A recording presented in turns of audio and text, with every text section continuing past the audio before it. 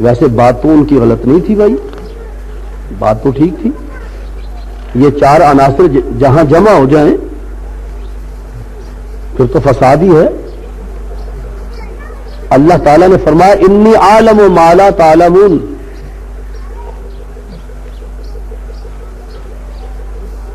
یہ عناصر اربع جن کو دیکھ کر تم نے کہا ہے نا کہ فساد ہوگا، میں بھی جانتا ہوں، مگر ان کو درست رکھنے کا مجھے علم ہے، تم نہیں جانتے.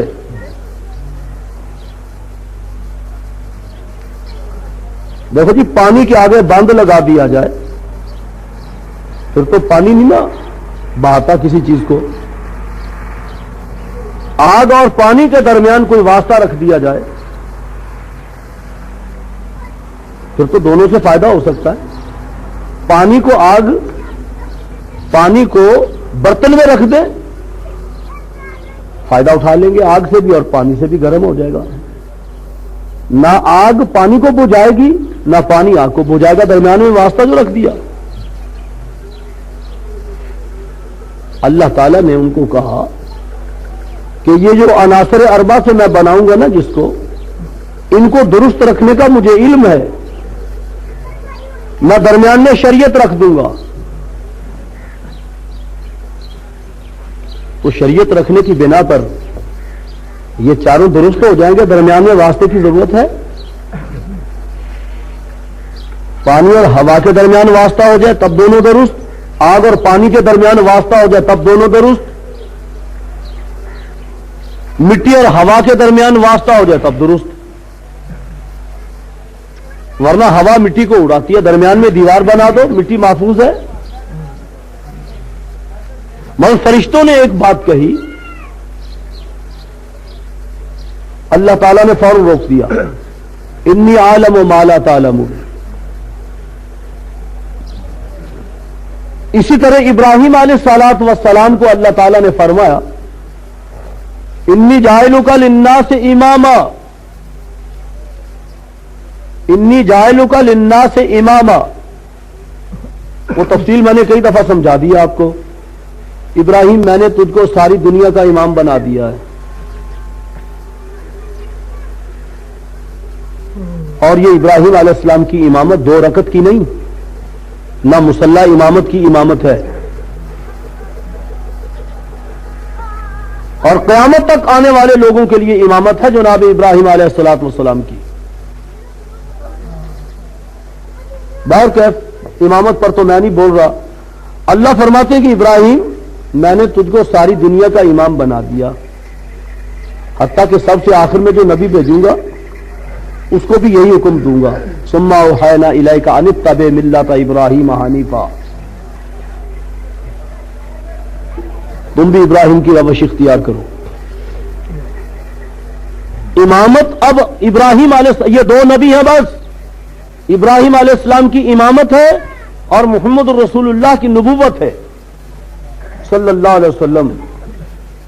آپ کی نبوت کی موجودگی میں کسی کی سنت کی اتباع نہیں ہو سکتی، اور آپ کی امامت میں ابراہیم علیہ الصلوۃ والسلام کی امامت میں کسی کی امامت اور لیڈری نہیں ہو سکتی. ابراہیم علیہ السلام نے درخواست کی پروردگار وَمِن ذُرِّيَّتِي،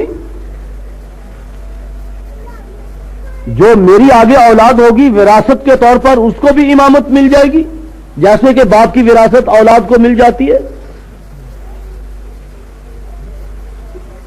یہ تو ایک سوال ہے، پوچھنا چاہتے ہیں ابراہیم علیہ الصلوۃ والسلام کہ پروردگار جس طرح وراثت میں اولاد کو مل جاتی ہے چیزیں، تو مجھے تو آپ نے امام بنا دیا نا سارے لوگوں کا، ساری دنیا کا، تو کیا میری اولاد کو بعد میں وراثت میں امامت مل جائے گی؟ اللہ نے فرمایا لا ینال احد الظالمین. ابراہیم علیہ الصلوۃ والسلام یہ امامت وراثت کے طور پر یہ ظالموں کو نہیں ملے گی، چاہے تیری اولاد سے کیوں نہ ہو. اب مکے کے مشرک ابراہیم علیہ السلام کی اولاد سے تھے نا.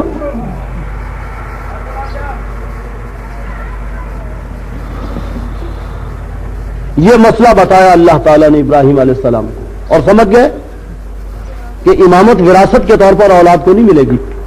اگر میری اولاد میں سے کوئی مشرک ہوا، بدعتی ہوا، کافر ہوا، منافق ہوا، اس کو نہیں ملے گی. اب اللہ کے حضور میں ایک دعا کرتے ہیں.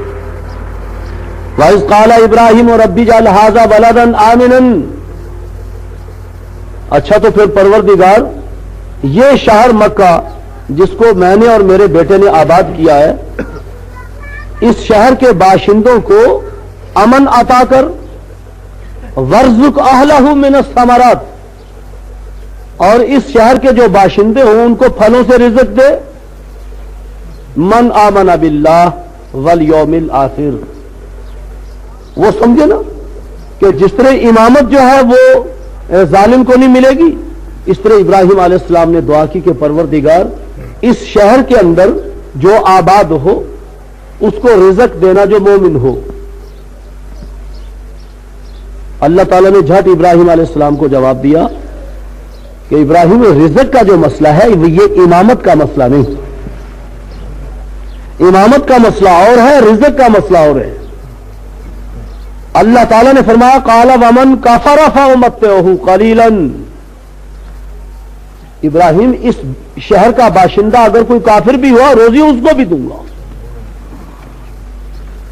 میرا عرض کرنے کا مطلب یہ ہے، یہ نمونے کے طور پر دو چیزیں میں نے بیان کی ہیں.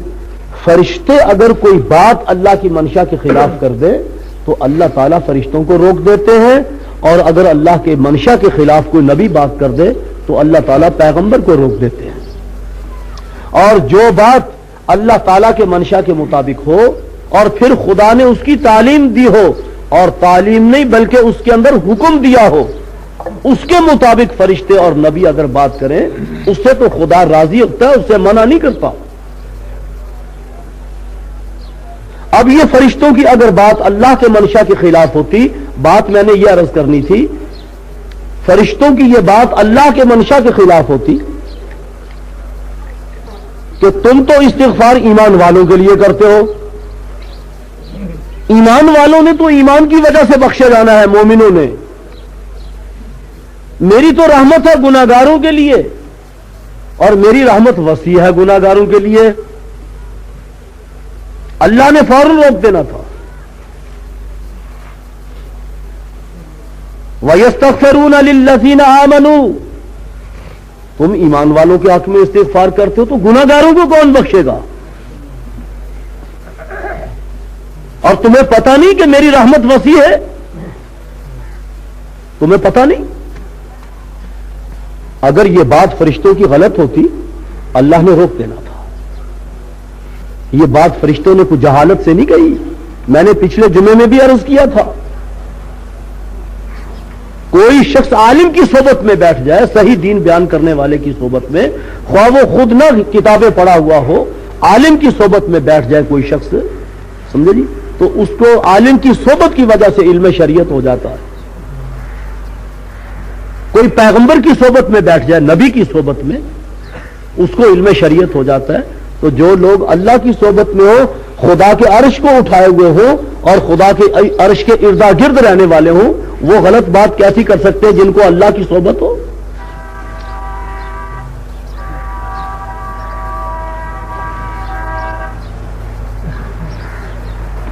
اگر بات کوئی غلط ہو جی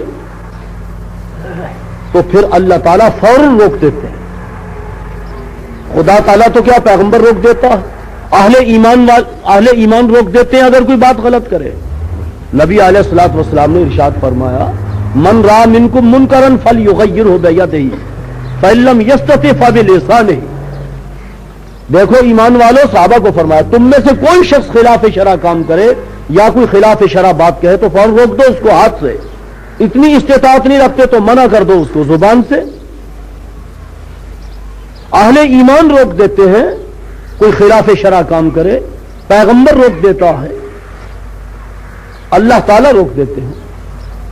اور اگر کوئی بات اللہ کے منشا کے خلاف نہ ہو، پیغمبر کے منشا کے خلاف نہ ہو، سمجھو جی، تو پھر روکتے نہیں ہیں، پھر وہ قانون بن جاتا ہے اور دین بن جاتا ہے.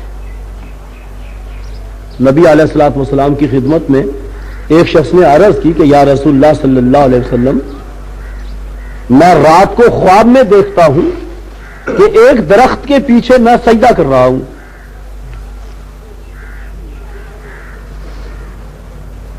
ایک درخت کے پیچھے میں سجدہ کر رہا ہوں. میں نے اللہ کو سجدہ کیا تو اس درخت نے بھی اللہ کو سجدہ کیا.